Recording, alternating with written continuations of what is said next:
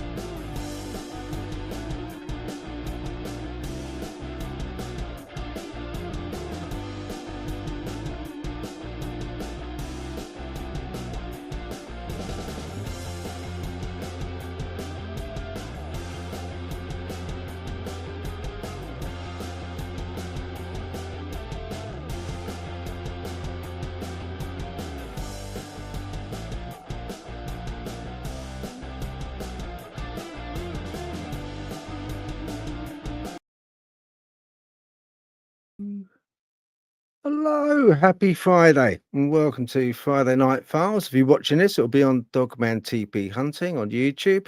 If you're listening to this, it'll be on the Interdimensional Voyagers podcast. Thank you for joining us. I hope you had a great week. It's been a cold, really cold week. Yeah, it's winter's definitely here now, which is not great, really. Don't like the cold, don't get on with it. Upsets me dodgy leg. Not great at all, really. Yeah, everything just like, I don't know, as you get older, everything gets like kind of just stiffer, you know. But yeah, don't read too much into that. But yeah, you know what I mean? It just gets a bit kind of, achy and, a bit harder to get up in the morning. And right, okay. Anyway, I'm gonna bring up Natalie first off and see what she's been up to. Hello. You're How are right. you, mate? Yeah, good. Good. I'll swap us round because I've got the comments that side. That's it. Yeah, there you go. You're nice and clear now. I like being hidden up I by was the going to comments. say, it's like, do you really want to be clear? I've got woolly hat hair at the moment because I've been wearing a hat all day because I've been outside with the horses. Oh right. Yeah. It's trying to get it to look like, and I was like, I give up. It's just doing its own thing. Looks all right. No, the But, drag through a bush backwards look is all right. yeah, I was going to say it's in this season, I reckon.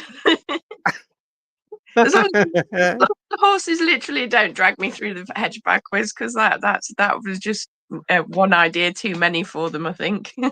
Yeah. No, you look lovely. You look lovely. Thank Yeah. you. It's it's me I have problems with, it's but yeah, other than that, yeah, no, it's been a bit of a funny old week for me, I must admit. It's been sort of quite busy at work, and I was like perusing social media as you do, and blimey, well, there's an awful lot going on. There's a lot of people up in arms. They're going crazy, you know, so especially the UFO bunch going absolutely nutty because there's this guy who said he found a UFO, which was he found it in a desert in the States, and it was looked like basically a cylinder, you know, and yeah, he then sort of started drilling into it, and then he said that, you know, this blue light appeared and it was an alien, and then he kind of passed away and no one could find him, and everyone was wondering if he's okay, and then he came back, I think out of shame, and said that Oh, shame. yeah, he said, oh, by the way, you know, it's all a hoax. And seriously. So yeah, I had that going on. Then Free Eye Atlas with NASA. Did you see that? That was like what the hell? Because everyone's been like waiting for the images of NASA to sort of get released to see, you know, because they've got state of the art equipment. You know, I Was mean, that they got the weird? Yeah, it was that the weird little pixelated images. that's the one Yeah, with because their I state of the yeah, art I saw equipment. on the move the UK MUFON that there was somebody put like these 3 little images that looked like worse than what even I would get on my phone, Yeah, and that's saying something. And you yeah, know, compared to like the sort of like home astronomers and some of their images, and they were just like basically like 5 pixels, weren't they, of like yeah. different coloured lights. Yeah, the Yeah. home astronomers, their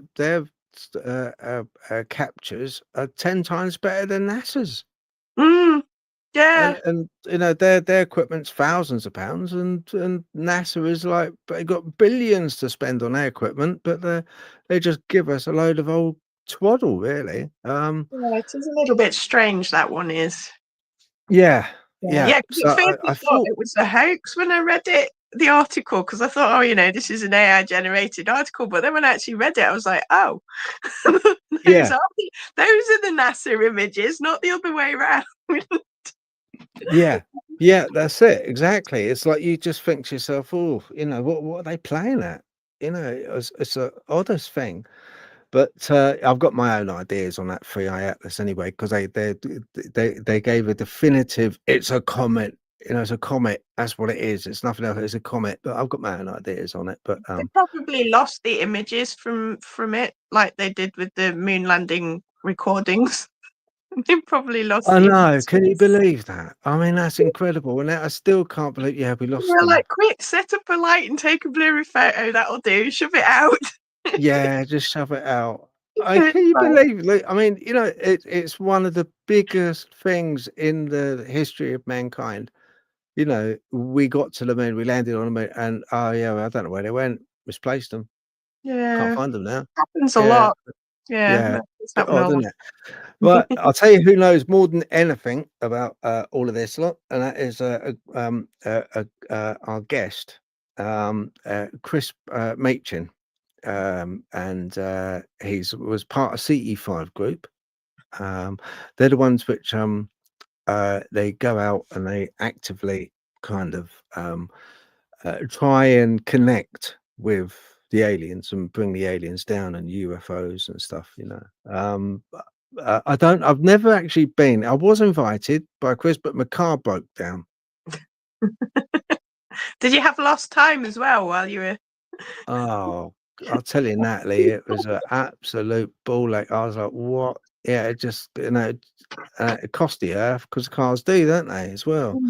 I was like, anything goes wrong, it's like, oh, really? So yeah, so I'll bring him on anyway. Let's have a look. Hello, Chris. Hi, Phil. Hi, Natalie. Hello. You right? Yes, thank you. Yeah, all good, all good. Thank you, mate. Just saying, are you still part of CE5 group? Yeah, we the last time we went out was probably about 2 months ago now. We're bound by the weather. We don't go out in bad weather. It's pointless. You just end up soaking wet, and it's not very comfortable. You sat there trying to meditate in a field when it's chucking it down. It's not much fun. So the past couple of months have been quite difficult. But we're all of us. We're quite active anyway, and we get quite a lot of experiences around the house. and locally to where we are. My wife and I had an experience only a few weeks ago in the bedroom, and I was talking to Hang on her. a minute. Hang on, it's not that sort of program. It's not that sort of program, mate. No. So I was talking to my wife at the end of the bed. It was about 9 o'clock at night, Right. and it was very bizarre because we see like it looked like a little tiny fly. It very slowly flew in between us, and it lit. All of a sudden, it lit the whole room up. It just lit. It just lit the whole room up. It was that close to my missus.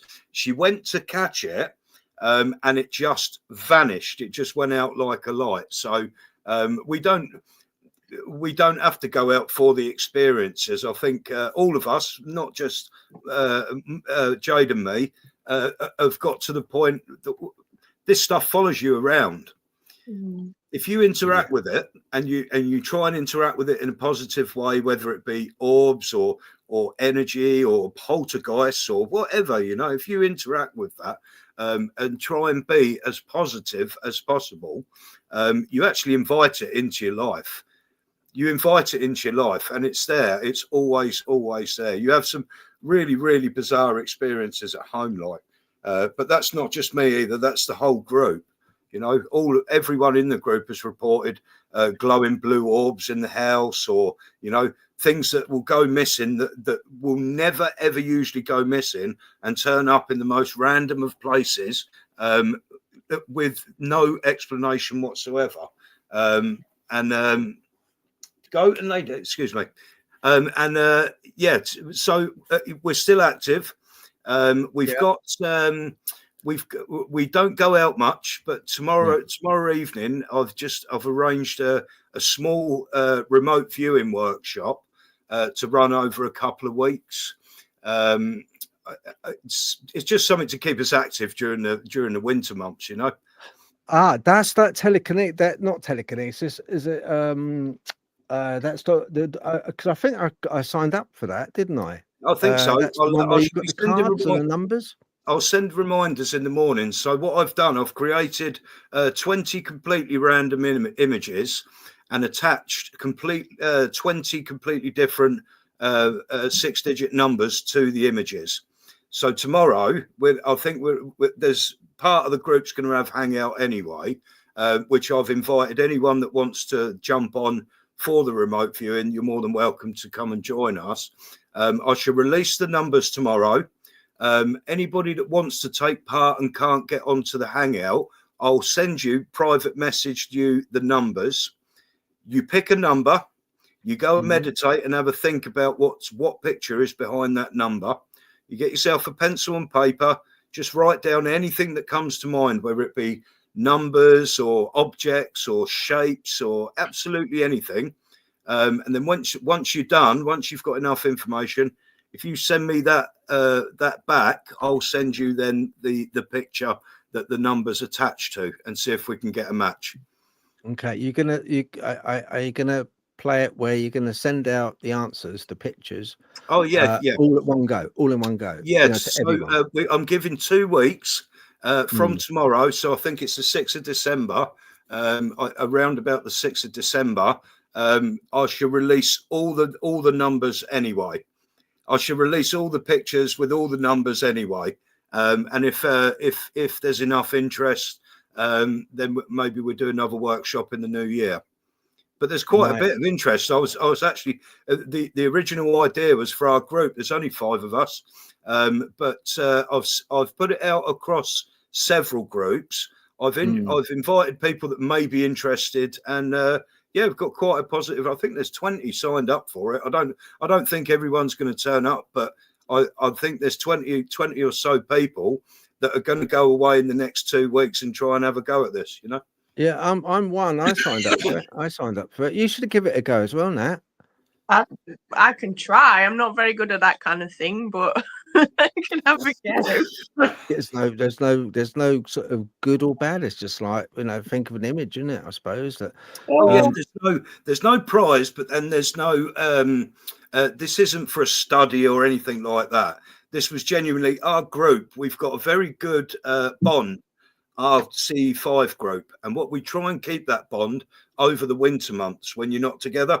So we'll have hangouts, and we'd sometimes meet up for a coffee, or we try and we can't do the C5, but the group cohesion is so important for the contact experiences to work. If you've not got that cohesion, it just doesn't work. You walk into a group of, especially if you walk into a group of strangers to do C5 for the very first time, chances are you're not going to see nothing. Like, you're going to go away disappointed. You need to build up the group cohesion. You need to be friends. You need to be, sharing food and sharing stories, and nobody with no beef. You can't have no beef on a night out. You can't be upset with someone on a night out, or or falling out with, I'm not going because he's going, or I'm not talking to him when we're there. It just ruins the atmosphere. But our group, we're very, very lucky with our group. We've all become quite close friends, and it just started out of that, But I'll send Phil a reminder in the morning. And if you're more than welcome to have a go, or not have a go, just have a look, or even just follow the story. Have you chosen these images? Are they like abstract images, or no? are They're completely random. What I should do tomorrow morning, I've got an example image. So the image, they're not exact real life. They are AI generated, but they're going to have about 5 or 6 specific features in each picture.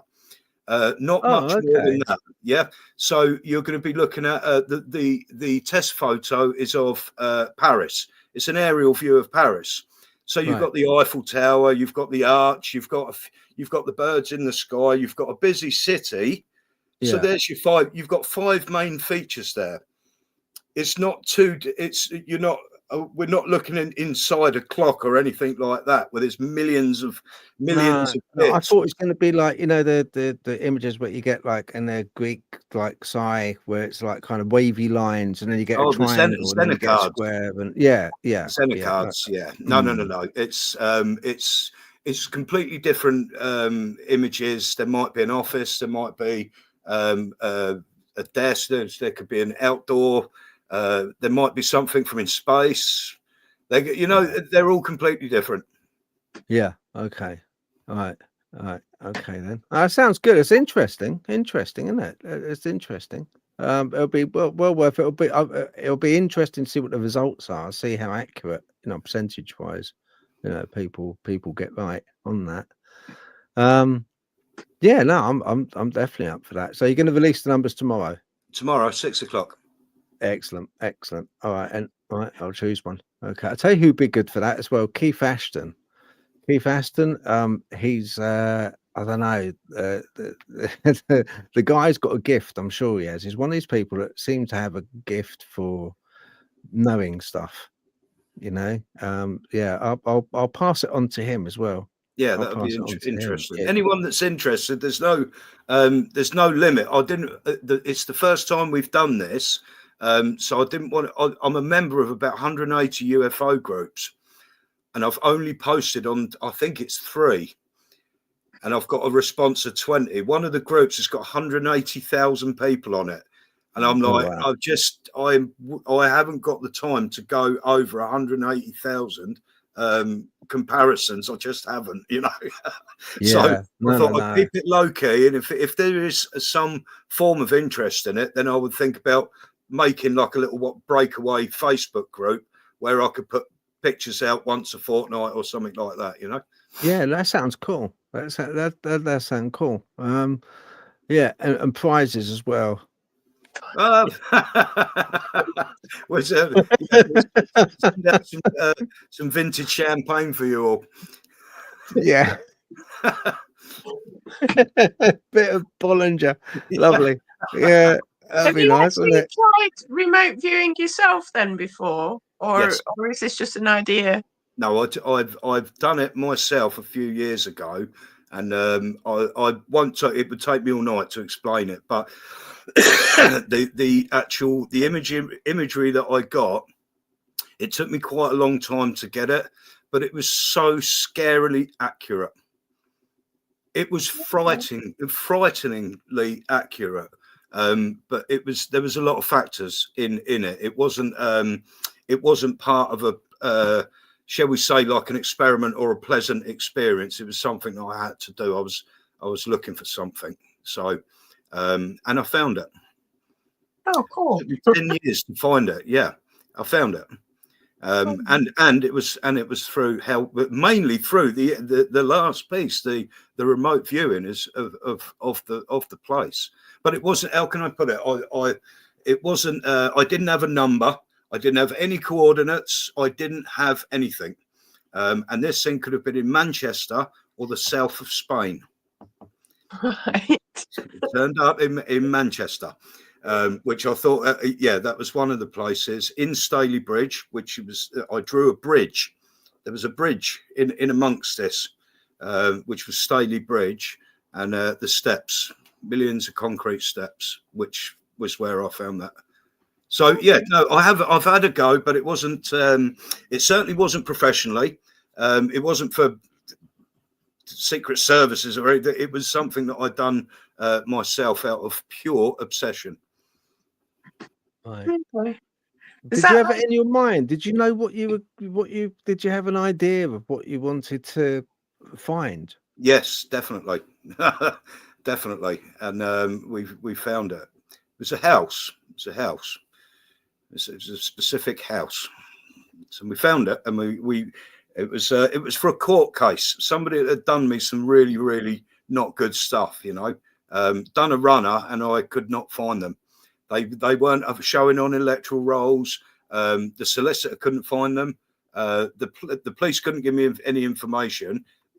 But when we found out, they had no information anyway, because this person hadn't done anything to warrant any police interaction. I was looking for a ghost, literally, and found it. And found it. Yeah, wow. That's crazy. Out of pure obsession and not wanting to give up. And if we didn't get the lucky break we did until I think it was 2017, I would still be doing it now. I would still be looking now. So I don't know if it was I feel it worked because all the stuff was so accurate. When we found the property, it had all the concrete steps. It had the stairs in the middle of the house where I said they were going to be, not at the side of the house. They had stairs, concrete steps going down the side of the house, going down onto the next level, it was just bizarre. I see these concrete stairs everywhere for whatever reason, and the bridge and this hill. It's a really, really steep hill. And it all fit. It was when we found the house, it was there. It was everything. It was almost like I'd been there. I'd already been there. It was really bizarre. When you're remote viewing, the different ways of doing it, like, because some people sort of imagine traveling out of body and going physically, yes, to the place, or is it like a psychic impression where you just sort of tune in and then sort of see what comes up, or does it depend? I think it's down to the individual. I think you could do both. I mean, at the time I was so desperate, I was trying almost like the out of body experience thing. Which I love. Actually, do you do astral plane workshop or not? Oh, you must try it. No, if you can get there, it's one of the most surreal experiences you'll ever experience. They're really, really pleasant, but very, very bizarre experiences. But I was using that. Bizarre. Yeah, it's just a combination of descriptive words, isn't it? Pleasantly bizarre. Yeah, it is. It's how can I put it? You never. You're always in control. Yeah. And the second you open your eyes, wherever you are in the universe, you're going to be back in your body. You're not going to lose that. But while you're out exploring, you've got this constant urge to, oh shit, I need to get back. I need to get back in case I'm too far from my body, sort of thing. You really have. You got that. If you can let go of that, you have some really, really, really good times. But I tried that. But I think in general, a number or coordinates are given to somebody, and they will write, or I don't think they disconnect fully, like out of body experience to do that. They will get these sort of visions come to them, of shapes, objects, places, words, colors, descriptive things that they then write down. What happens then, I think, please don't quote me on this, it's never just one remote viewer. You'll have teams of them. You'll have 3 or 4 teams all over the place, remote viewing the same object or place. And then what they do, they'll get the results as a collective. Then they're looking for the majority of the results to be similar. And that's the outcome that they would go. So it's more of a probability exercise more than a psychic exercise. To the individual, it would be like almost like a psychic or out of body experience. But to the assessor or to the person gathering the information, all it is a probability exercise. Yeah, so I suppose the more people that come up with the similar thing, the more likely it is to sort of have some. Yeah. Correct. Yeah. All right. I don't know. I'll have to have a go then. I'm not. I wouldn't know where to start. For a lay person, what would be the nearest that you know? I mean, you obviously went through some sort of training or honing yourself to reach that point where you were able to astral plane. What can you tell me that it would be the closest like? And I'll give you for example, maybe if I'm dreaming and I got an in-between stage, which very often happens, where I kind of like wake up, but I'm not. Well, yeah, and I'm in bed. it's out of body experience sits, I think, around about your lucid dreaming area. You certainly couldn't do it, I don't think, in control of it anyway. If you was asleep, you have to be in like a meditative state to actually do it. I was very young when it happened. It was I'll save the story for another day, but I've had out of body experience since I was about 7 years old. Wow. And over the years, you sort of when it first happened, you have no control over it. It just happens. Then as soon as you open your eyes, I remember opening my eyes thinking, shit, what was that like? I was just fucking looking at myself, I was just looking at myself from the other side of the room, like what happened there, sort of. And then over the years, as it sort of happened, you sort of gain a little bit more confidence each time that you're going to come back anyway. So you think, do you know what? I'm laid in bed and like my mind is literally detached from my body. Let's go and explore. Which I did do. So I had a lot of fun doing it. So over the years, and I didn't even know what it was called then. It weren't until about 10 years ago I heard somebody called astral plane. And then when How old were you then? How old were you, Chris? I was about 7 when it started, Phil. Right. Okay. And you have to be in bed, do you? You have to be asleep? No. There's a bit of. I mean, if you're all right for 5 minutes, I can give you a quick rundown. When I was about 7, I was put onto the GATE program, the Gifted and Talented Education program in the UK. I was supposed to be moved forward 2 years, but they moved me forward 1 year. They allowed me access to all the computer room, and I remember a woman. She come in. I don't know. I only see her a few times. This woman, and she sat down with me, and she done these little tests with these earphones, and there were some Zena cards, a dice. She asked me to, it was bizarre, I remember it very clearly. She asked me to write a spell to try and make it rain outside. No, right. Yeah, so just, I was quite random, isn't it? Honestly, I remember it so clearly. And she gave me this little, she had this little beaker, this pink drink. And I remember having the pink drink. We went outside in the mornings with the rain spell for about 3 days, and then I never saw the woman again. But after that, I was allowed access to all the computer rooms, to the music rooms. At break times, I could go and play pianos, all the musical instruments that I wanted. And it was just around that time, that I had my first out-of-body experience. Now, when I found other gay children that had, or so they're adults now, other people that have been on the GATE program as a child, every single one of them's got the same experience. They all started getting out-of-body experiences or extremely lucid dreams where they could fly around about 7 years old and after drinking the pink drink. Wow. Yeah. Because Well, I know in America they've got like the gifted programs that have that have had similar stories, but I didn't realize the UK had something. they certainly did, and I'm in contact with everyone that was in that group. Wow. So it wasn't just me. There was Christopher Harvey, Jan Maharam, there was Sarah Jane, Robert Mason, Tony Packham, Craig Baker. In total, now that was, I think, two of them left. They were in the GATE program as I come up into the junior school in 1983. At the time, they were using BBC computers. The Americans had, the Americans had Apple computers, and we had the BBC computers. And then I remember as Craig and Chris Harvey left, I had 1 year with the Apple computers. I had 1 year with the Apple computers, and all we played was strategy games. But by the time I was 8 years old, I could program one of them computers. Wow.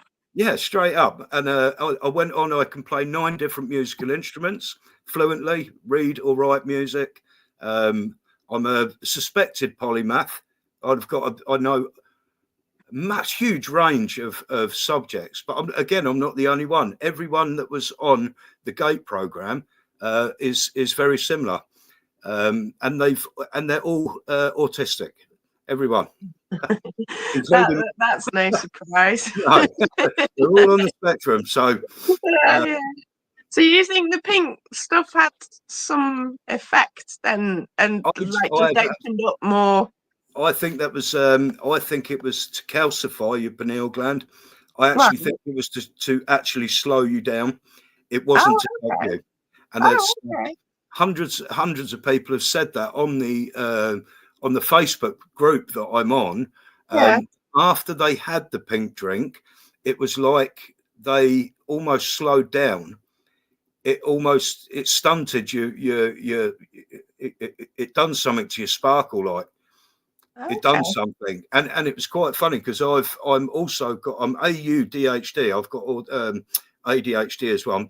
I'm really bad, but I showed no signs of that whatsoever until after that period. So I was about 8 years old when the ADHD come out, and certainly after the drink, not before it. I was autistic, 100%. I was a little autistic kid.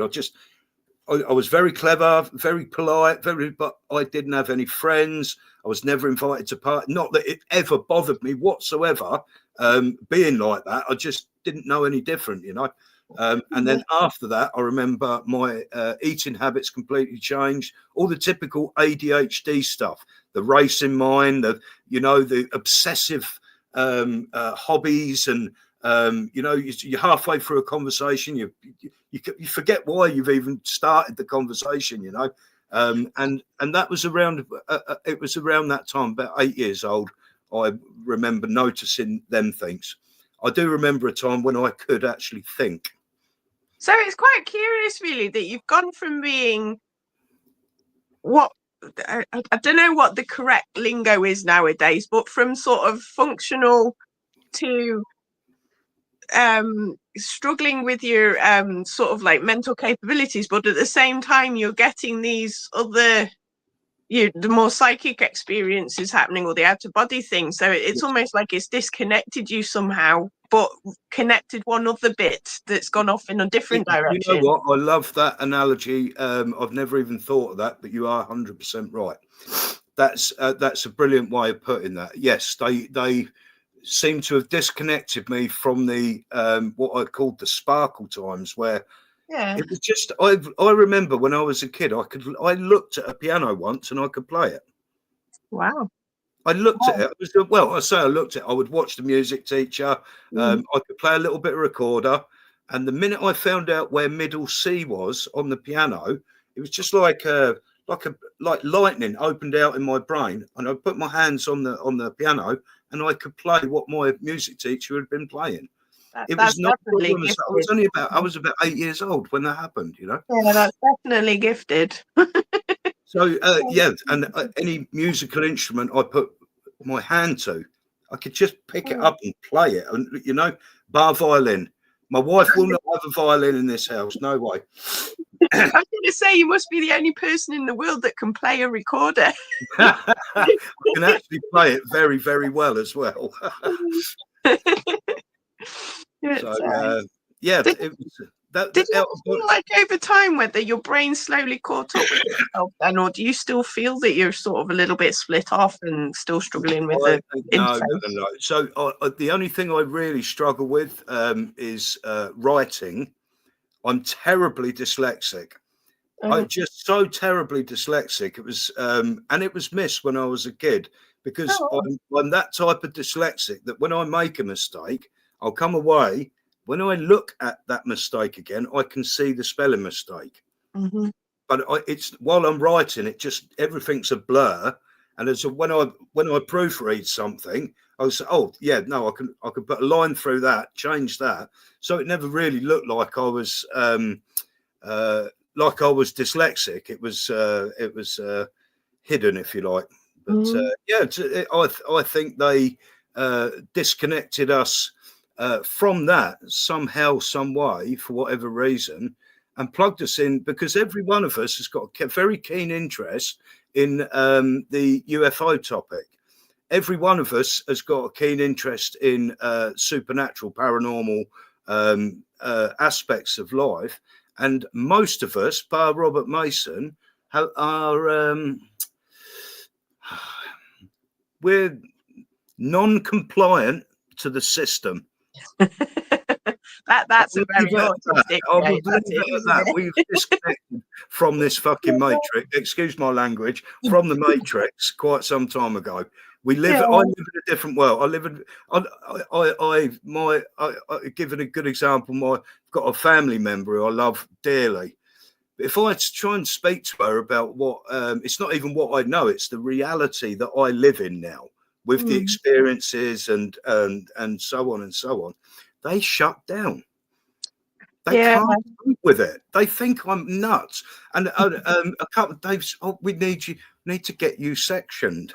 Hello, sort of thing. And I think, like, you need to go and look in the mirror. Like, you know, I've done some homework to get to this point, there is. I'm not even sure we're ready for disclosure in any way. You know. To be honest, it's like, I've been saying that kind of thing for a little while now. It's sort of like when you try and describe your reality, people just literally can't comprehend it. They shut down. Yeah. And when you've got multiple sort of dimensions and things intersecting, overlaying, interacting, coming in and out, and you're flipping through different sort of states of consciousness or awareness, and it's like trying to explain it to people. It just doesn't happen. That, like you say, they literally can't understand you. I mean, I've said to people before now, if I actually, I don't hide the things I've experienced, but if you actually try and describe it, if you actually went into a psychiatrist and described it literally without sort of censoring it a bit, you would be straight into it. Delusional psychosis, blah blah blah, and you're like, but you can't mistake it. It is like you can kind of tell the difference a lot of the time as well, between imagination and what's actually happening in front of you. And you just sort of, I don't know. I mean, is it taking you a while to sort of figure out one from the other, or have you always had that sort of understanding of it? Yeah. So I've always seen things. This was my next. So when I went for my autism testing about 10 years ago, whenever it was, I had to go through a psychiatrist at the time. The testing was different. It's not it's not the same as it is now. I got put forward for testing. I'd done 2 tests, and then I spent some time with a psychologist. I think it was about 3 or 4 months. I was having a couple of weeks sessions, and each time I went in there, he would change the layout of the room, and he fucking done my head in. This guy, honestly, it's like, seriously, I get it. I get it. Yes. Like, you're annoying the shit out of me. You keep changing this room around. I don't know where I'm sitting. Fair enough. Like, can you please stop doing this? You know. He sat down. He said, so tell me about your sensory issues. I said, well, there's certain fabrics that I just like, coarse nylon, net curtain material. I can't touch that. I cannot. I just can't. I'd just burn. I'd have to wear gloves to touch it. Like, you know, there's certain things that I like, an oral stimulation around my gums and teeth. It's quite. It's that's quite an odd one. And then he said, "Do you see anything?" Which is the awkward one. Yeah, that's that one. I've seen activity all my life. I've seen weird energies, orbs, things in the sky that do right. So I've seen loads of weird stuff. And I said to him, yes. I was so reluctant because I know what I see. But at the time, I didn't have any evidence. And he would have put me under the tinfoil hat group, you know. So I said to him, which isn't a lie, I'm a synesthete. I do see shapes and numbers, especially when I'm very overloaded. So I sort of played it behind that curtain, if you like. I said every now and again I will see orbs and shapes and colours, mainly the colour blue. I have just this mad affiliation with this blue energy stuff ever since I was a kid. It's like a blue color. And straight away he paused the autism test and screened me for paranoid schizophrenia. He stopped what he was doing and got the paranoid disorders thing out, which I showed completely negative for anyway. So that was it's on my medical notes as visual disturbances. But I sort of blagged it under the guise of I have synesthesia, or my senses do mess around like. So you're very lucky then, really, that you were able to sort of alter your response to that somewhat. That's just the weird thing with it. Every time, like, my missus says to me, she always says to me, if you fell in shit, you come up smelling of roses every single time. And I say to her, I just don't know how that's physically possible, because I'm the clumsiest person you've ever met. I really am. I am like Mr. Magoo. Honestly, I am so clumsy. And I think it's something to do with that. It's the positive energy that I carry around. Sort of swings things around quite a lot of the time. No, that's interesting. So I take it they did diagnose you autistic in the end, even despite the slight diversion. Yes, I've been diagnosed. I think it's about 10 years now. My wife and I have known each other since we were about 7 or 8 years old, and as soon as they started mentioning high functioning autism back in 2004, 5, 6. She looked at me one day and she said, "They are fucking talking about you. That's you." And I just would not have none of it for about 10 years. And then we was in the doctor one day and she said to the doctor, "Can you please screen him for ASD because of these particular traits?" Yeah. He told us to go away and do this. It's like a test, psychologytools.com. It's 2 different tests. So we took the results back and they indicated heavily into the ASD range. Is it the RADS-R one?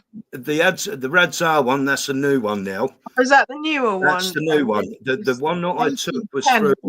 Yeah, it was. We done the test online with psychologytools.com. And that was in about 2017. I think the RADS test has been out for about 2 or 3 years now. Yeah, it seems to be designed to make people crazy. If it makes you crazy, you're almost certainly autistic trying to answer the RADS-R. I don't know what they were thinking when they invented that. It's a score out of about 160, isn't it? It's nuts, but the questions themselves as well just drive you crazy because there's no context to them. So it's like you're like, well, what does this mean? I don't understand how I can say maybe sometimes all of the time. And it's like when I was looking at it, it was like, do you do this? And it's like, I don't know, I live on my own. Has anyone called you blunt? And it's like, well, no, because I live on my own and I don't talk to anyone. So no one's ever said I was blunt. How do I know I'm blunt? And then I was like to ring up mum, was like, I don't understand these questions. Literally. And then everyone was like, if you can't understand the questions, you're probably autistic. Because they're, because nobody else would question them. But yeah, no, it's because they have changed a lot of the assessment criteria now. It's not getting it better though, I don't think, in some ways. No. But yeah, no, I think you were lucky you got a test when you did, to be honest. But no. Is your wife neurodivergent as well, then, by any chance? No, she's absolutely, totally normal. I was going to say that's a surprise because nearly always it's like magic. She says she is, but I think she's on the spectrum deep down. But she's not. She wouldn't pass that. She wouldn't pass that test. No way. I don't know. What were you doing over there, Phil? With whatever you were doing?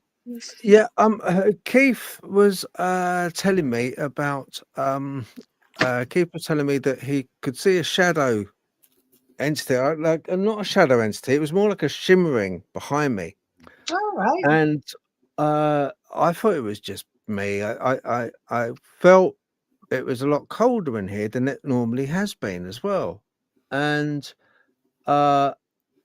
I asked what side it was on that he saw this shimmering behind me, and he said it was on this side, and that's the side I felt there was something there. I could feel, but because there's a window there, just there's a long window. I'm upstairs in the padded room, which is basically the bedroom, and yeah, I could feel something over here myself, but I was facing forward and I just felt coldness and just like, you can feel like that scope of sepia where you can feel something like watching. But I don't know what it was. It wasn't like a Dogman or Janu. It was something else. I'm not sure what exactly it was, but that's why I broke out the K2 and the trimeter and stuff just to make sure if there was anything cropping up. But yeah, I don't know. Yeah, I can't feel it too much now. No, whatever it is, I don't think it's there anymore. But yeah, as you can feel it. So I didn't mean to be rude, Chris. I was listening all the while. No, it's really no problem, Phil. Nice, relaxed, chilled chat evening. It's really no problem. I was listening. That's not a problem. And do you think it is possible for these people that say that they can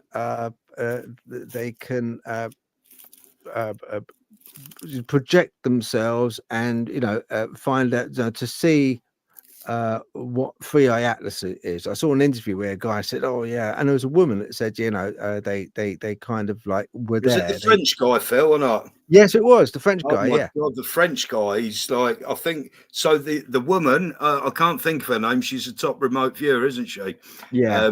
She top remote viewer, she underplayed it and said, "Oh yeah, it's it could be it could be a bloke." It really, really downplayed it, like for a professional remote viewer.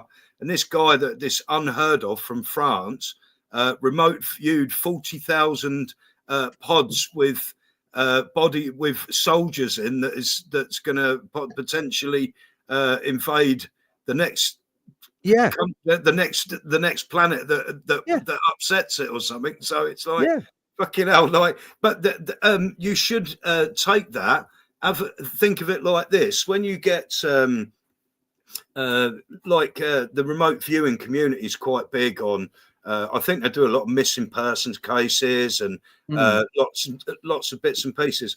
This Free Eye Atlas, we've had nearly 5 months now of knowing this is coming, and not one person from that remote viewing community has come forward and said, like, you know, there's a few of us have remote viewed this. We've sort of come up with this results. You know, nobody. It's been unusually quiet out of the community. I think this really did catch them by surprise. I don't think they knew this was coming. This 3i Atlas. I think it really caught them by surprise. The shutdown at NASA, I can't help but think that was completely deliberate because of the timing. And then the press release yesterday was so underwhelming. So you've got amateur astronomers taking ground-based telescope pictures of this thing that are better than what NASA have given yesterday. I get it. NASA is now it's been classed as an intelligence agency now in the past few months. Yeah, that's right. Yeah, so we're definitely not going to see everything that comes out of there. No way. I get that. But to put something like that out, so pixelated and so it was just so amateurish. That's a good word for it. Yeah, it's like somebody's went outside with their mobile phone and tried to take a photo of something in the sky. You know, the amount of arguments I've had in the past couple of years on UFO communities, and I stick up for people with blurry photos. I do stick up for them. Some of the best encounters that we've ever had, we haven't been quick enough with them with our cameras. And you're going to get blurred. It takes time to focus in and message to get a good shot. You're pulling your camera out, and you can see somebody's gone or saying on the audio, "Shit, what is that?" And they're pulling their camera out really quick and getting a really blurry. They're the best ones. They're so genuine. They're better than a really good quality fake AI with some really crap. Like classical music over the back of it. Yeah, I literally said that yesterday. I would believe a blurry photo over a clear one almost any day. Absolutely. And it's like when everyone says, "Oh, you know, we've got these modern phones that," and I was saying to Phil, it's like I can't even take a decent photo of my horse when he's standing in front of me with my modern camera on my phone. It takes about 4 seconds to focus all the different lenses and things, whereas my old like mobile phone, point and click and it was done. But it was like, so I'm like, well, I could well believe that, you know, modern tech is not quick enough. And it's like, unless you're literally pointing at the thing as it happens, already focused, completely calm, because you've got, you know, your hand moves as well anyway when you've got a phone. And it's just like, yeah, and I think if somebody gave me a blurry photo and a clear one, I'd be more inclined to believe the blurry one. Yes. Yeah, especially if you've got the swearing in the background. We've like, got. I've missed it, damn it. I've got a cracking video from the last time we were out doing C5, and all 5 of us have got the same video. I think it was the night you was going to come with us and your car broke down, Phil. Yeah. So we were about 3/4 of the way through the evening. We'd done a little bit. In fact, we didn't do a lot of meditation. We played the dog whistle quite a lot. And I heard my camera was down on one of the chairs. And I heard one of the guys in the background say, "Oh, shit, there's 3 of them." So I've run, picked my camera up. You can see it just really quickly catching these 3 objects. And there's 3 objects at an angle like this, going in a straight line like that for, oh, God, they were in the sky about 5 or 6 minutes before they disappeared. And we do our homework with sky trackers and stuff like that. In fact, Starlink is in the background of the photo. So Starlink is in context. You can see Starlink in the background. That was a confirmed Starlink. It was a 10:15 Starlink with a number. So these 3 objects, whatever they were, they certainly were not Starlink, and they were very, very low. But it was just the fact that you've got all of us on audio saying, whoa, wow, shit, where have they come from? They're really bright, and whoa, you can hear everything, you know. Some of the videos you get online, you'll get like the Old Spice or Damien music behind it, some really weird like metal music behind it, and you can see it so clearly that it's been doctored. Them old blurry photos are the best. Like, you can see it, you can feel it, as wow, you know, like you can hear it in the audio, you can hear it in people's voices. Yeah. Yeah, Do you especially know, when you've got emotion involved as well. Because, like, you know, if you, it's like, you know, with a lot of the sort of cryptids and the paranormal stuff, and everyone's like, why is your camera shaking? And it's like, because your adrenaline kicks in.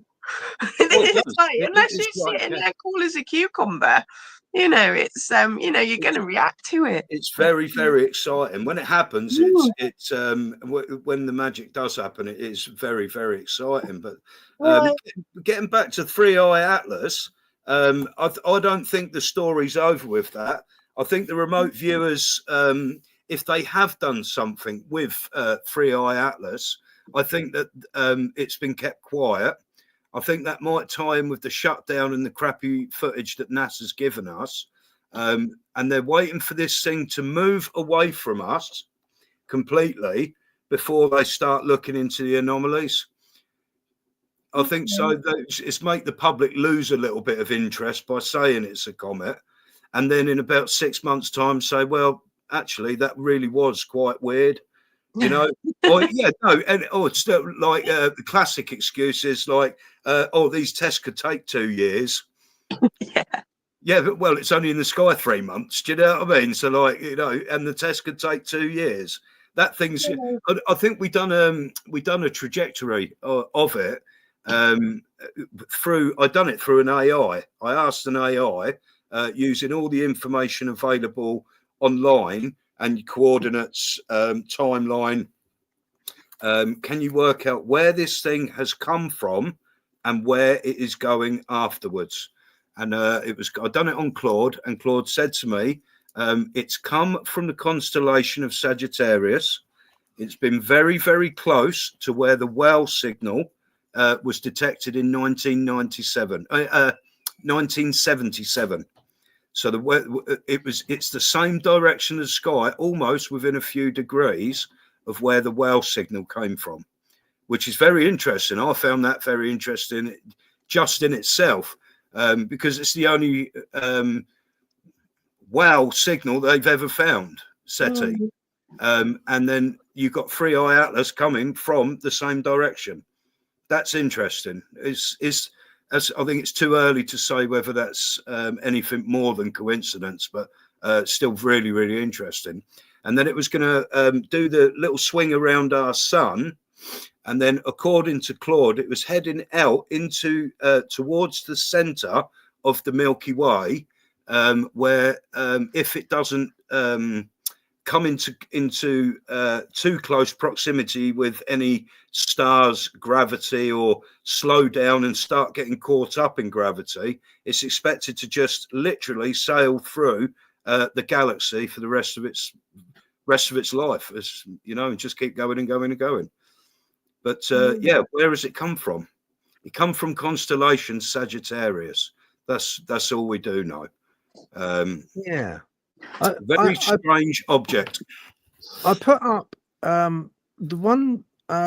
Some of the images I would like to see would be from this place. It's basically the Vatican Observatory. Now, you don't often hear anything really from this place. It's got a state-of-the-art. It's state-of-the-art observatory with telescopes. It's a really, you know, kind of. I would put it above, for ground-based telescopes, one of the best. It was started in 1582. And why it was started was back in the day, they were looking for the end times, if you like. So why it was created because they were looking for the star, the light bringer, waiting for him to come back to see. So they built this on Mount Graham to see if the light bringer was going to come back, to give them early warning. That's the whole reason. When they built it on Mount Graham, it was on ancient old Indian land. Yep. And there was a great controversy over this. They said, no, it's just ancient Indian land, which had a lot of stories attached to it, the Mount Graham. Anyway, they went ahead. They're the Vatican, aren't they? They went ahead and they built the, because it's a very black sky area. It's ideal for the observation of the skies. But their whole remit, still to this day, is to look at the sky, Earth-based telescope, to see what is coming. That's their whole remit. And you don't often find very much from these people. I always keep an eye on it used to be called Lucifer. That's what right. originally that's what the telescope was called. And then they renamed it Lucy. Yeah, Because that's exactly. not dodgy, is it? It's a 72-inch f10 mirror. I'm not too au fait with telescopes. I wish I was, actually. It was fabricated at the Richard F. Karras Mirror Laboratory at the University of Arizona, the first mirror ever made using revolutionary spin casting and polishing technologies.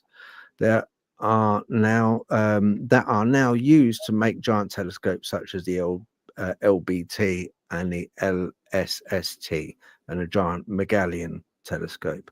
So they were state-of-the-art technology they used. The Vatican Advanced Technology Telescope, VATT acronym, truly lives up to its name. Its heart is a 1.8 meter f10 honeycomb construction borosilicate primary mirror.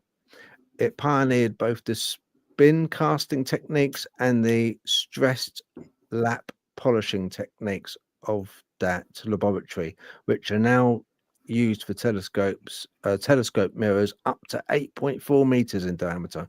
So it's a real state-of-the-art mirror on this thing. They put, they don't have to worry about a buck or two. They can put it in.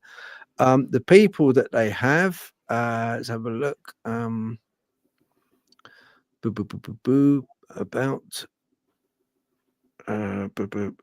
report the Vatican Advanced Telescope. Yeah, you don't even see it there. So it's a bit of kit. It's a multi-million-dollar astronomical research complex operated by the Vatican Observatory Research Group, VORG, in collaboration with the University of Arizona. The telescope is located on the southeastern Arizona, where sky conditions are among the best in the world for astronomical observations.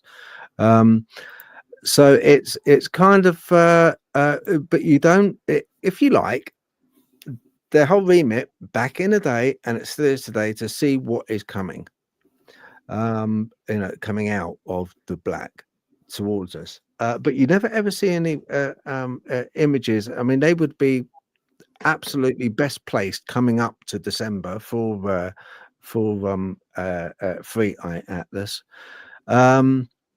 I just wanted to share that because not a lot of people sort of are aware of the Vatican's telescope. But yeah, do you know what? I must dig out some of the research notes and send some stuff over to you, Phil. There was very recently. I've been watching. He's very controversial, but I find him extremely thorough on this whole topic. Is a philosopher called Jason Giorgiani, Dr. Jason Giorgiani. Now he covered something to do with the Lucifer telescope very recently, and he highlighted a couple of anomalies with where it is, what they're doing with the information there, they're sharing it between each other inside agencies, but we don't see everything that comes out of Lucifer. And I think he covers the only thing he hasn't covered yet, I think, is 3i Atlas, but it's still too early for someone like him to actually, he hasn't got all the facts. But what I'll do, I'll share, I've just shared some links with you on Facebook to have a look at his work. I must warn you, please try, if you do listen to this guy, try and be as politically neutral as humanly possible. He Okay. said some very, very controversial things about both sides. Okay, so he could really, really upset somebody's day from the right or from the left side. If you listen to him from a politically neutral standpoint and listen to him as a professor, as an overseer, he has no political standpoint, then you will understand him, and you it's the only way to, I think, to view this topic. We're looking at this through human eyes. Everything we're looking at is through human eyes, and it's quite likely what we're looking at isn't human. So so you need to take the political side of it, your emotional side out of the UAP topic, because like we look at animals on the Serengeti, so we're looking at a lion, he's just going to go and kill a baby deer, and there's to a vegetarian that's probably the most harrowing thing you could possibly see. However, that's not like that to the lion. That's not like that to the lion. In the lion's world, he needs something to eat. It's not like that in the deer's world. The deer needs something the deer needs to run if it's to survive. There is no good. We assign good and evil to everything. Yeah. If you listen to this particular philosopher, he doesn't sugarcoat things. Let's put it like that. There's no sugar. Sounds interesting. I appreciate very that. interesting, and he's opened my eyes massively in the past few months to possibilities that not only has NHI been with us for longer than probably humans have been alive, that their influence over us is almost total. Is almost total in every aspect, in our medical care, in our schools, in our political systems, in our churches, in our mosques, in our synagogues, in our wars. That this NHI has played a part in absolutely everything, for a particular reason, and he thinks that reason to us may seem absolutely horrifying, but to them is possibly a necessity. So like the lion, and we are the deer, by the way. Right. Okay. All right. I don't think 3i Atlas is a spacecraft. No, absolutely not. I think it's a strange comet. I think it's been made or forged, if you like, under completely different conditions. I think eventually the chemical composition of it is going to tell the truth, but it's just too early for that analysis to be fully completed. After 5 months, the materials analysis and the spectral analysis, they could take literally years to complete. So it's where everything at the moment is speculation. I think Avi Loeb's done the right thing. He's gone out of his way to highlight that one day we could be looking at a scenario where something is going to fly into our solar system that is not a comet. Right. Okay. So if it's a comet, I don't think it's a comet either. So it's not a spacecraft and it's not a comet. Are you thinking plasma based? I'll tell you why I say it's not a comet. That's because it has got some very strange characteristics, very unusual characteristics. It's got some very unusual chemical makeup. Now, I get it when I saw was it Alan Cox? Was it? I forgot his name now. That scientist guy. Brian Cox, isn't it? Brian Cox. Sorry, yeah. I don't know Cox. where Alan came from. Anyway, it wasn't you, was it? No, I wonder if his name was Alan.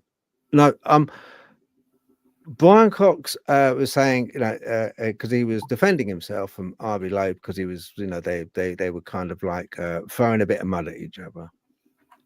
Yes, and I get it.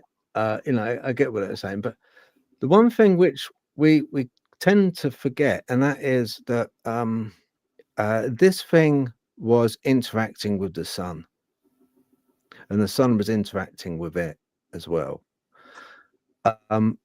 It was also interacting with the Van Allen belt around Earth. Interesting. Yeah. Because I've done some digging around, and I thought, well, I'll get some information up. Took a lot of digging, but so we know the one thing that properties that it has got, which was plasma. Yes. A lot of it ionized plasma because of the dust, and it was negatively charged. Now, plasma is the fourth state of matter. Yeah, it's abundant. It's not up in the universe. Forget material. Forget material as in planets and rocks, and there's nothing out there. But what is out there, 99.9% is plasma. It's abundant in the universe. Everywhere we look, stars are made of plasma. Yes, that's what's yes. most abundant. Okay, I'm just sending you some plasma stuff that I've. Isn't it funny how these things come round? I've been looking at plasma-based objects in the past week. I'm just sending you all the plasma stuff now. No, thank you. I wrote in my the Everything engine. I wrote about filaments, which intertwine together to create, like when you go into woods and forests, and people often see these Bigfoot and Janu, and they see a shimmering, and they see a Dogman, and next minute it's there, and next minute it's gone, and it's like kind of just morphed out, and it's because the filaments are binding one into another, because it's a complicated place. Imagine a game, and trying to write code for a forest is a lot more complicated than trying to write code for a bedroom. Yeah, like a binary project, like a chess. So the filaments making this all together are a lot more complicated to fit together. Now, why I say that is because you often get plasma filaments that connect the universe together, like a cosmic web, if you like. We get plasma on Earth in a shape of, sometimes we get plasma balls, which people say, oh, it's an orb. Yeah. We've seen stuff that could constitute, it's like anything we say that's like semi-formed. That's it's like a plasma state, isn't it? Yeah, it's describe it. It's basically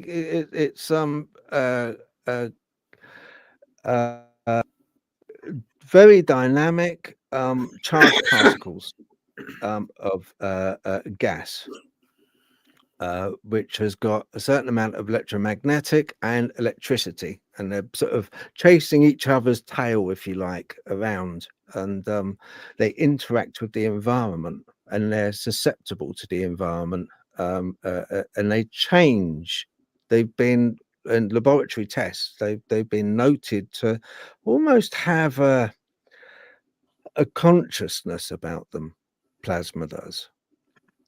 It almost has a universal consciousness. Now, if stars are made of it, what's to say that a star doesn't have a consciousness? Maybe it's just that we are unaware of this NHI being a consciousness that maybe is just so big that we can't comprehend it properly. And what they've sent, what has been sent, is almost like a probe. It is like a probe, but it's not a craft probe. It's a state of energy, of conscious, sentient, it's feeling, thinking energy in a state of plasma, the most abundant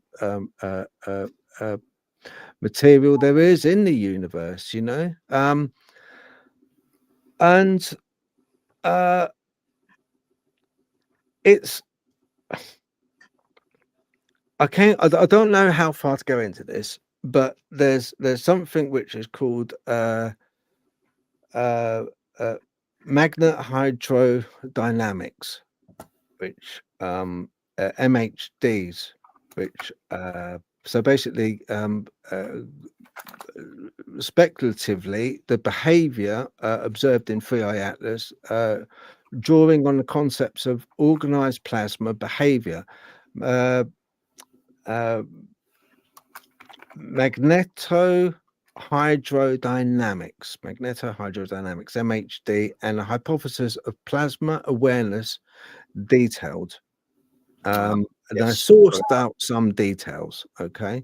I'm not going to go too far into it because it really gets complicated, but basically long and short of it is plasma can and does and has been tested to have a state of reaction to an action. It's it learns. It's able to it's able to be and repeatably be tested for this. It has reactions and can be repeated, these reactions. Have you seen the Project Unity that come out in the past few days? Project what? Sorry? Project Unity has just done a fully comprehensive episode on plasma beings that have been witnessed in the upper atmosphere. So years and years ago, NASA put a tether in space. It was one of their experiments. Yes. I saw. I didn't see the documentary. No, I didn't see Project Unity, but I remember seeing that tether, and it was like these like jellyfish type things going on to that tether. Exactly it. Well, that clip has resurfaced now. That's apparently it's been analysed by 40 universities across the world. I think in all their papers, they've categorized them as plasma beings that show signs of. So when you're looking at this, the screen, you would think you're looking under a microscope. Yes. The way these are behaving, they actually behave like microorganisms. Now, I'm not sure if I'm right, but isn't that 5 miles long, that line as well? Something like that. It's ridiculous. I think it might have even been 40, Phil. It is enormous. The plasma beings are said to be 1 kilometer across each. So 1,000 meters big each. So if that's 1,000 meters, that tether must be 40 miles long. It's got to be.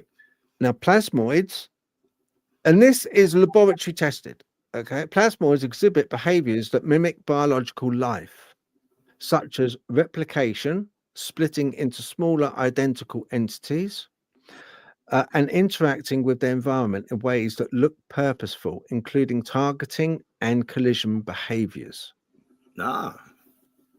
Okay. A little quantum mechanics set up in the big world. Complex plasmoids such as those observed in Earth's thermosphere have shown seemingly purposeful motion, accelerating, slowing down, congregation between them, and engaging in, get this, hunter predatory behavior, suggesting a form of collective awareness of their environment. Okay, so this is all kind of, I was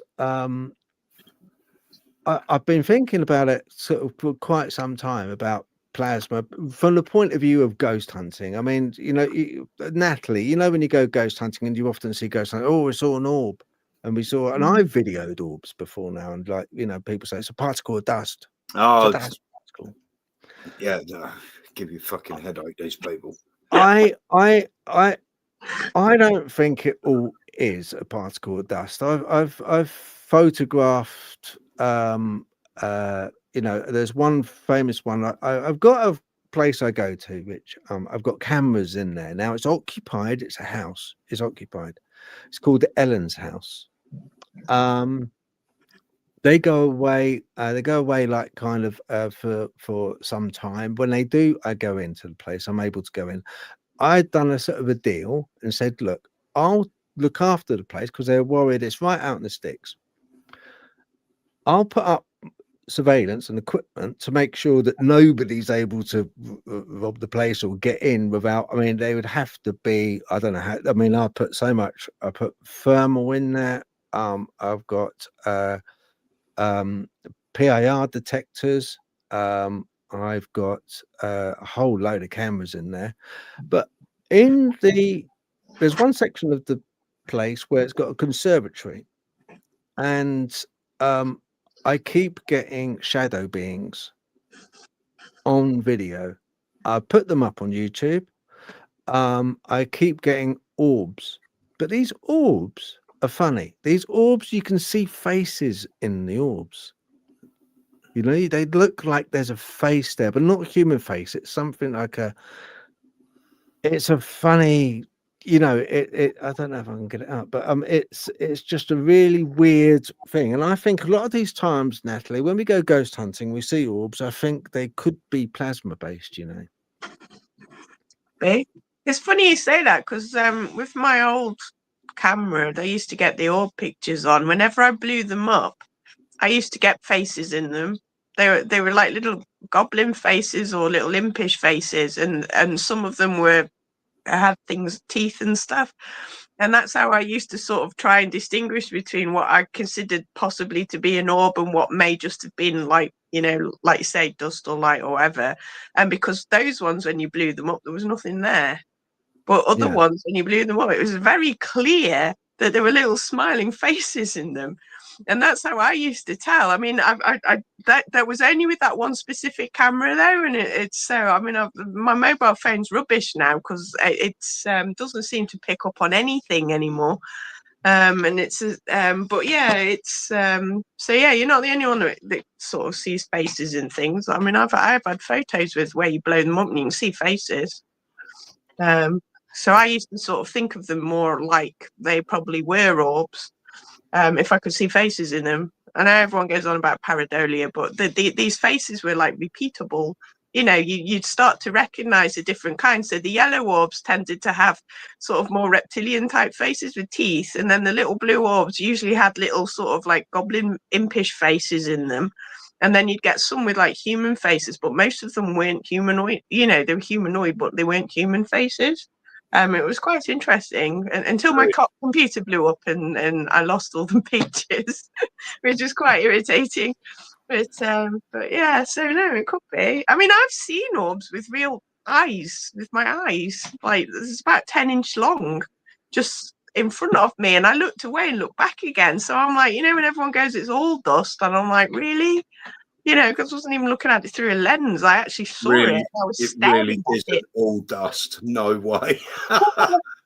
No chance. Yeah, one single piece of dust in one photo out of 15. Yeah, no. You're like, really?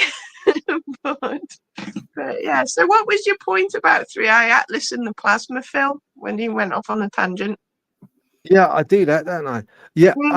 My point is, I don't think it's a craft, and I don't think it's definitely not a craft, and I don't think it's entirely a comet. I really don't. I don't think it isn't a comet. I think it's got it interacts very. I think it's here because it is an information gatherer. I think it's mostly plasma. in origin, made of plasma, and I think it's got an agenda. I really do. I mean, I think it's when it goes. I think it will just feed back to, if you like, the universal thought, and where it's or come from, or where it's yeah, exactly, and what is actually going on and what actually is here. So it's an information gatherer. I Also, I've, I believe if you don't, I believe, just cutting in quickly, that also that a lot of the deception, this has a whiff of Project Bluebeam. It stinks of Project Bluebeam. I like to almost fake an alien invasion, or the potential of an alien invasion, to get the people stimulated for an event in the future that is inevitable. I think yeah, that's the deception. I mean, I at the moment, I do think it's a comet. I think it's a comet, and when they do the materials analysis, it's going to be of made up of stuff that just isn't in our solar system, you know. But that said, if I keep hearing that the downed UFO craft are literally conscious, that you interact with these craft consciously. So what's to say that they haven't been able to add consciousness as like an electromagnetic field to a lump of I don't know, frozen rock, you know, yeah. and I send it think as a messenger, you know. Yeah, I mean, it's been very thin on the ground when it comes to cryptids, especially with Dogman. And I think that whatever's happening, um, they knew about it first of all. All Yes, right, it's been very without thin on the doubt. ground. It's like, I mean, I remember going when I went to Cannock Chase with Colin earlier in the year. Twice we went to Cannock Chase, and it's almost you had pockets of where you could feel there was because I'm really good at I know when they're around, I can feel them, Dogman. But you had pockets where you know, okay, there's either residual or they're there, but they're in the way in the back. They're just watching. They're not, coming up very close this time around. But it almost feels like they knew. They were waiting. What I want to say is, what they are different. They are wary. They are not from ET. They're not from UFOs. And I think there is, whatever we're dealing with. I don't think it's ever been indigenous to Earth. People say, "Oh, we're aliens," and the NHI. Oh They no, no, no, no! This I stuff don't think they ever started on were. Mars. This is 100%. This has worked its way through the planets to here. Mm. This started on Mars, Phil. This is there's more and more evidence every single day that something was inhabited Mars at some point, and that either the nuclear radiation from the sun or a nuclear disaster on the planet finished them, and that they had to move. And this is, I think, this is so seared in, how can I put it, like a collective distant memory that you can't remember it individually because you just weren't born, but in the collective memory somewhere that in backwards in time, a few billion years, we have come from somewhere else. We're not from here. As a species, we've been engineered bit by bit on this planet. And pieces of us, all of us, by the way, not just a few of us, it's every single one of us, have got we've got genes from elsewhere. Categorically, there's stuff they can't explain about our DNA unless you venture further afield and further back in time than the Earth goes. It's as simple as that. Well, that's the problem, isn't it? Our history and our time is been masked, and it's like with. Do you know what I find so frustrating is there's so much speculation because we only know what we are fed. Yes. All the while, a 3i Atlas. How do we? If we lived in villages, you lived in a village up by Natalie. I live in a village down in Essex. We wouldn't know about 3i Atlas.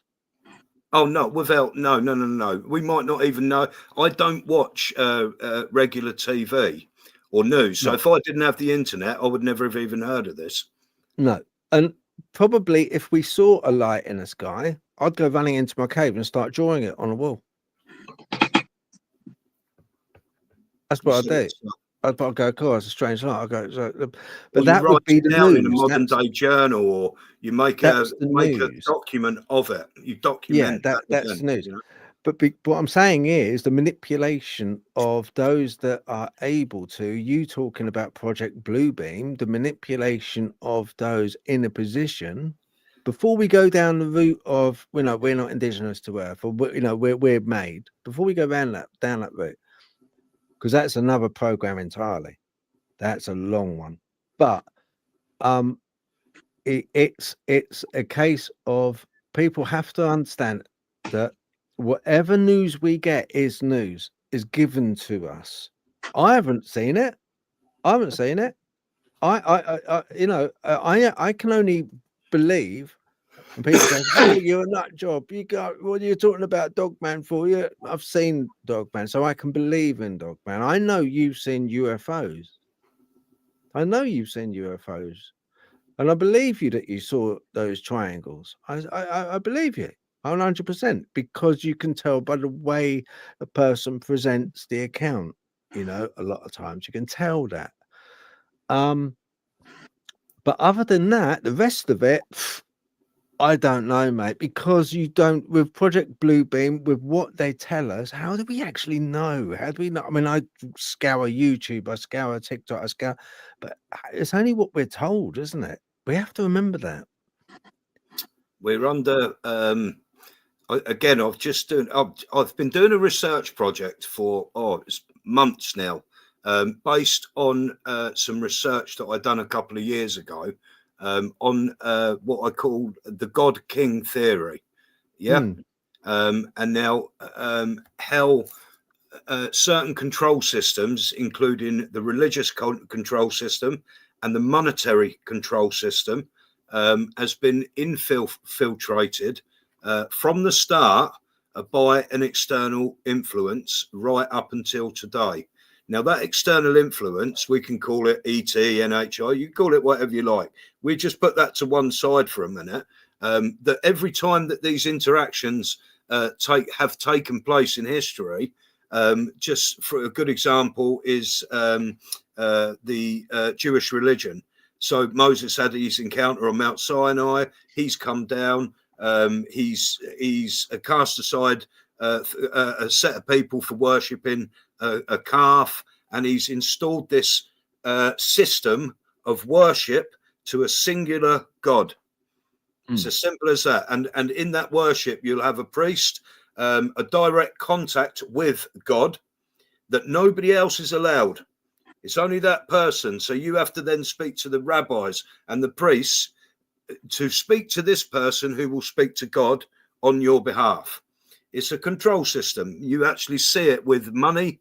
All major Abrahamic religions, all religions where gold specifically is mentioned of value, which is almost every civilization on earth, independently, for no reason whatsoever. All of a sudden, gold, which is the most useless building material on the planet, the softest, it's just, you can't chop trees down with a golden axe. The axe is going to bend. This stuff is fucking useless to Stone Age people, yet they valued it so much that it became our monetary system for thousands and thousands and thousands of years. I mess around with the stock markets myself. I trade gold myself. To this day, that came from the ancient Sumerian gods. Yeah, but why? Why did it come from the ancient Sumerian gods? Why is it so coveted now? Why is it that these countries? It introduces. Why do they have these minerals like silver and gold? It introduces control. It introduces a control method. So you introduce something of value that somebody hasn't got. Yeah. All of a sudden, that person wants that. they're willing to give their year's crops or whatever they're going to give, or a few donkeys or whatever, to get that stuff, and then which started trade. Then as soon as trade started with the gold and you had something to trade with, and it needed to be controlled so as it couldn't be manipulated. So on every dollar bill, I bet you've heard of these old conspiracies. You've got the Eye of Horus, and you've got the pyramid, and you've got George Washington. You've got all these Masonic symbols, and it all looks. Would you like me to explain that very, very simply? Yeah, go on. You've got 13 steps on the pyramid on the dollar bill, yeah? I think the top step's the actual Eye of Horus, which indicates there is a divine presence overlooking the pyramid structure of hierarchical control. So at the bottom of the pyramid, you've got the masses. You've got masses and masses of bricks. The next level up is your local little businesses. Your next level up is your big businesses. Your next level up is your politicians, and it goes right up into this. And on the dollar bill, the top brick is missing, and the Eye of Horus floats free. Yeah, it indicates that each transaction that you make, it goes is a ritual where you promise to pay the bearer, which is being overseen by an entity, by God. Yeah, that's right. The ladder would be the equivalent of Jacob's ladder. It introduced a control system. The original control system before religion was the introduction of the value of gold, which the pharaohs went mad over. The Hebrew people, their Ark of the Covenant, all their stuff, all their menorahs, they were made of gold, and so on and so on and so on down the ages. Because gold, before about 100 years ago, was probably the most useless material to us on the planet. Yeah, I mean it's got some properties of it's very conductive. It's all useless before about 1800, Phil. Yeah, no, I get it. I mean, but you see, with money, like you said, I promised to pay the bearer, blah blah blah. So you got money. Monetary system can does claps because of if they need more money in circulation, they can print more money. If they print more money in circulation, it has less value. Yeah, that's right. It has less value. But the one thing that all these countries have, which give them value, is minerals. Minerals are the one thing which is their backup. That is what gives them their monetary. If that's correct, Phil. If you don't, I don't mean to be contradictory, but why were they so valuable in the year 1000? Why did what? Sorry. Why were they so valuable in the year 1000? If they were built on oil, if it's built on natural resources, commodities, gas, and the trading and that, what made gold so valuable 1,000 years ago? Before that, before we'd even found oil, before we'd even looked at engines and cars and stock markets, and what was the intrinsic value of gold? There is none. Well, the one intrinsic value is a belief system. You believe. No, well, there's also the practicality as well, Chris. You have to find the gold seam. You have to dig the bugger out. So it's the rarity. Absolutely, completely. How can I put it? Like unnecessary for the ancient people who are already struggling to find a meal, to look at their farms. Why on earth would they spend their spare time risking their lives looking for gold seams? It just doesn't make sense unless it doesn't make sense unless it was introduced as a belief, like a religious control system is based on belief. Money is based on the belief. You believe it's worth the value that it is, and the person you pay believes that and trusts that you're going to pay it. Trust and believe on every single note. It's a belief. The money system is a belief system, and it was the first belief system before religion. way before the pharaohs. Like you see, I mean, because of its rarity, that alone gives it its value. Because of its rarity, because of What the about the difficult, ancients? because it's difficult to get. It's difficult to get yourself. You can't. It's like, you know. And I'm not going to say the C word. I'm not going to say the C word because I'll get struck. But during the 2019, 2020, everyone, you know, toilet rolls. Yeah, I would have Oh, they become a probably. commodity, didn't they? Yeah, they That was were a that was high ridiculous. commodity because they weren't around. And if they were around, people would be just like shoveling them up and like, yeah, we need them. Yeah, we need them. So it's all a kind of a case of, if it's rare, it's going to be worth more. Gold in itself is the commodity which gold, silver is the commodities which is the backbone of somebody's financial, or a country's That's financial fine. You have to standing. work for it. You have to Years put. ago, they used to have gold. Do you know churches? When you go into a church, there's only a couple that I know now where they've been kind of like, you can still see flakes of gold on the wall, because churches used to be really brightly colored. You walk into a church and it would be the colors of spring, the yellows, greens, White, by the altar, yeah, lots of beautiful whites, yeah, windows, and lots of gold, very, very bright. Not the dour things they were, you know, are now. Very, very bright. And we're talking, you know, parish churches, you know, and a lot of gold by the altar, because it showed veneration. It showed a place of, you know, if you venerate that altar, it too will share in its wealth. You know, it's somewhere which is special. so It's you special see because that it's gold. the gold is also heavily associated with the wealthy, gold, kings, and gods.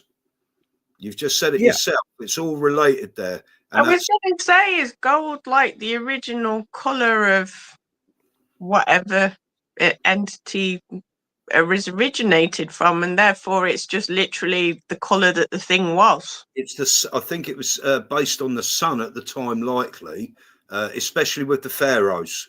They would have based it like it's the same color as the sun, isn't it? Gold, like a golden sun. But before that, the Sumerian. There is. I see something recently while I was doing this research that the Sumerians they were mining gold for the living gods that were living among them. The gold, they think that these gods needed it for their atmosphere, or they needed to take this gold or part of this gold away to wherever they're from, to shield them from radiation. And even recent years, they've actually discussed putting gold atoms in the atmosphere to deflect radiation from global warming. With gold particles, you could actually induce an ice age, I would imagine. And that's where the stories came from. And that's where they think that the value came from. Exactly what you've just said, Phil. The people that mined it, they mined it unnecessarily to their needs. So it was a real issue to them, probably akin to slave labor now, which they put the value to gold on the back of this for the gods, for their gods, or whoever they called their gods, their Anunnaki, or whoever their gods they were. The Egyptians adopted this. The Egyptians adopted this. It was related to the kings, the wealthy, and it was off the backs of the poor. So you're saying, like, in a weird kind of way, say fossil memory, that humans were here, but there are also gods. So gold was important because it was important to the gods, not the people. And when the gods left, the gold still continued with the importance. Yes. Is that what you're saying? It was left through. So the kings, the wealthy, see the importance of this. They see the emotion, the raw emotion people were put into the mining of this totally fucking unnecessarily material at the time. These people were more focused on living, farming, looking after their cattle, looking after their crops. And seemingly they was made to go out and look for this completely useless material for somebody that was above them from somewhere else. Whoever Chris, these, yeah.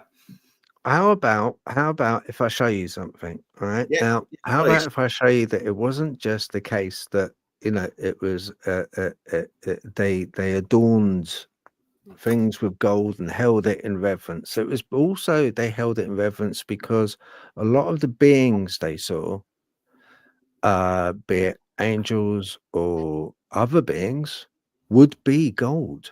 They would be silver. They would be gold, glistening gold color. Let me show you something that I captured once. Okay, I'll show you on video. All right, and then you make up your mind what you think. Okay, I was just out in the woods with my dog. Okay, 2 dogs, right, and right, let's get it up. I'll show you and see what you make of it. Bump, bump.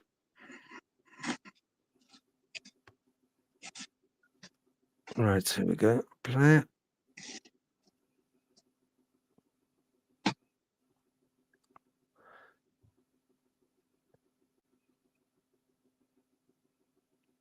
Nothing there, okay? Yep. Now, I was just shooting the deer. I wasn't looking for anything. I was just shooting the deer.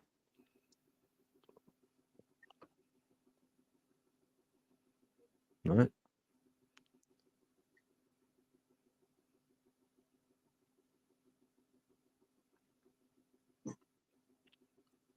Saw something large, like coming out of the woods, but it was going towards something.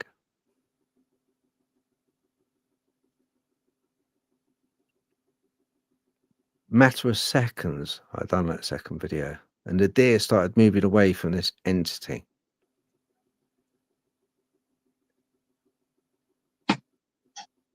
There. You see that? Yep. Wasn't there before, and the deer saw it and just started moving away. And that's a gold coloured, I'm not sure, entity.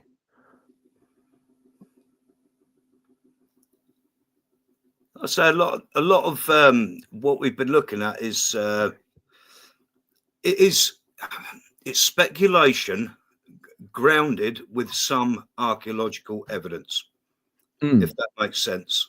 So it could be that they were looking at golden orbs, they were looking at the sun. They made these links with colors that they see this was an easy malleable metal that never rusted, or you know that maybe they could see properties of it, but it's the God King theory. There's such a heavy pattern of this throughout history, for thousands of years across all cultures.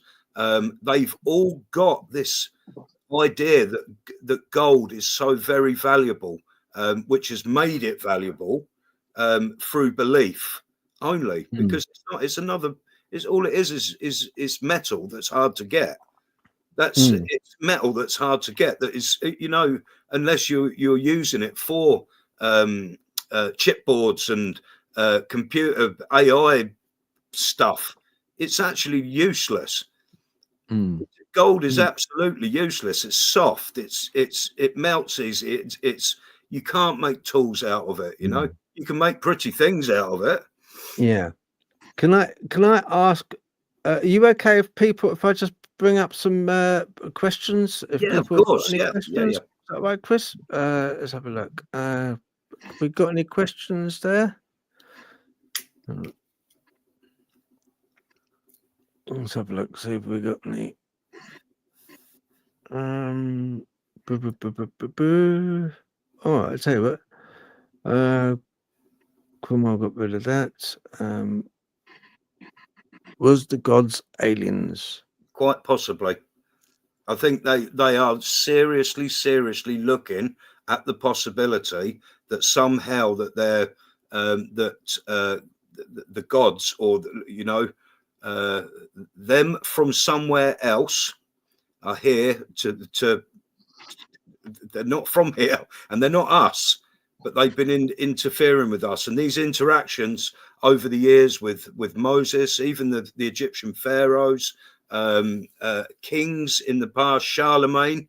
I don't know if you know this, guys. Charlemagne actually declared war on the tyrants from the sky because they were ruining crops. And the French court went absolutely nuts over it. To the point there's actually a documented account that when one of these lights landed, that the people of the village surrounded them and they were going to burn the aliens alive. Now, these accounts thousands of years ago, these people didn't have the language to explain what was happening. So we're talking about alien, we're talking about technology, we're talking about electromagnetic, quantum mechanics. These people were still making fire with bits of wood.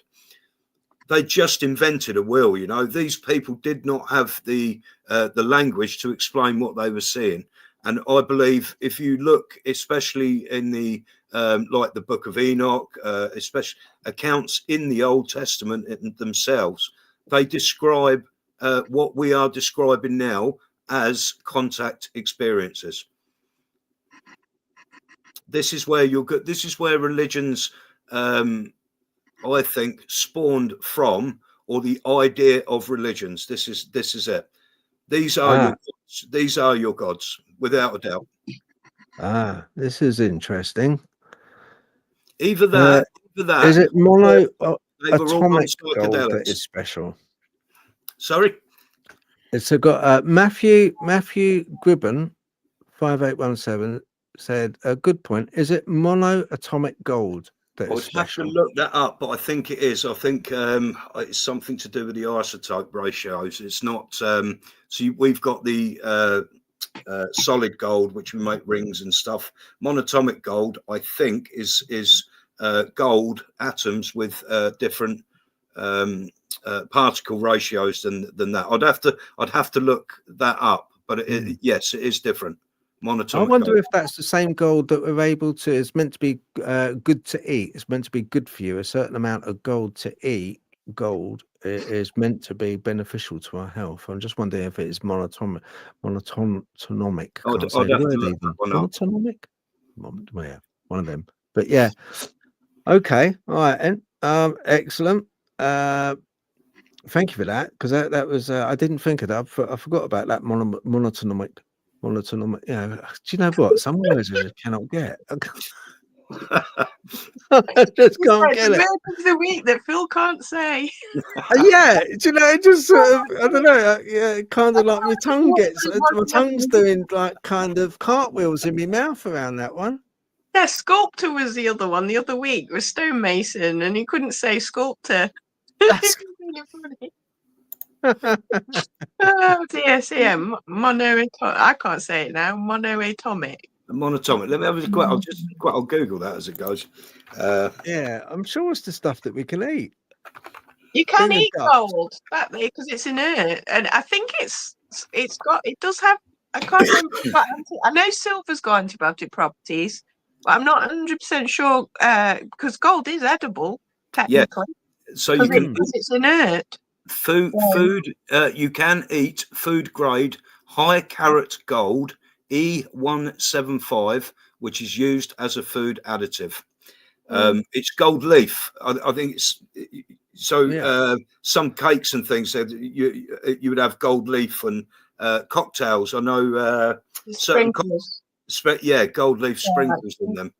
So yeah, that's correct. Sister says it's good for your third eye also. I would imagine so. Anything like that. And oh, you're kidding. You can buy it on eBay. What? Wow. Okay. Right. Okay, I'm going to bring Roxy into the picture because we're getting to that time now. All right. Because she's right. Oh, microphone. Your microphone. Yes. Yeah, that's better. What did you think of all that, Vox? Oh It's yeah, no, I interesting. was busy looking at the gold thing. Yeah, there's loads of places you can buy it from. Mother Earth Alchemy, monoatomic gold you can buy.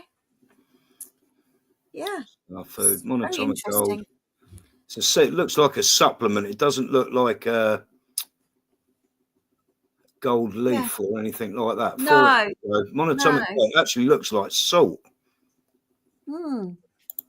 Bioelectric. Oh, Dawn said you can get a white powder also. Yeah, So, that's what I'm looking at. It looks like a greyish sort of salt. You can get a rose colour, rose powder, monatomic gold. So it hasn't got to be that specific, like bright sun colour. I'll just do a very, very quick search on that. And gold. The theory, the theory originated in the late 20th century. So it was a Sumerian text that the Anunnaki came to Earth some time ago to mine gold, specifically a monatomic or orbitally rearranged monatomic element form of gold. They created human as a slave race. Monatomic gold was a magical, godly substance associated with great healing powers, heightened consciousness, and enhanced lifespan. The Sumerians and later Egyptians, then obviously the Israelites and so on, were aware of the substance and used gold extensively in rituals. So, it's the theory goes back a very, very long to actually pre-Sumerian times. That it was given value, it was edible in some way, shape, or form, and that it was used in decorations and rituals. But the question is why? Why would Neolithic people that hadn't even invented bronze value this so much when it was just so useless to them, unless they were mining it for something or somewhere else to go somewhere else? That it was of no, and they realised these gods and the kings go mad over this. Maybe we need to cash in on this, and it created maybe because it is so super conductive. I mean, the Ark of the Covenant was in the actually in the Old Testament. It was because that's like a covenant between the Jews and God, the Old Testament. But it does foretell of a lot of things. It does. I'm sure it's the Old Testament that says about the Ark of the Covenant being lined with gold. And people have said it's a battery. It could be a battery or a device of some sort. We are nearly. Oh, Andy. Good night, mate. Thank you very much for coming. Appreciate that, Andy. And yeah, we are about out of time, guys.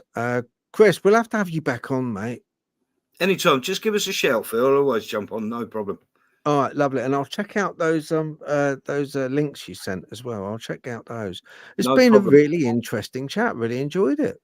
I really have, Chris. Hope to see you all at the remote viewing presentation tomorrow. If not, I'll send you guys all the numbers, and we go from there. Okay.